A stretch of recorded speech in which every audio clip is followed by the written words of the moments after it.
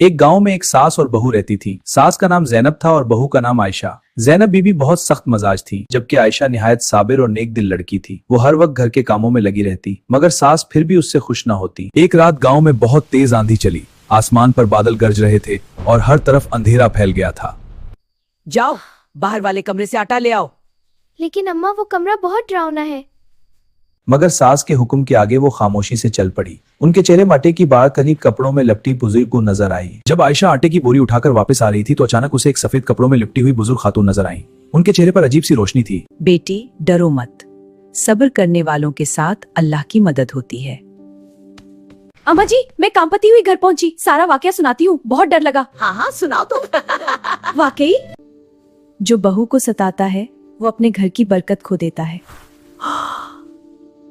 बेटी, मैंने तुम्हारे साथ बहुत जुल्म किया। आज से तुम मेरी बहू नहीं, बेटी हो।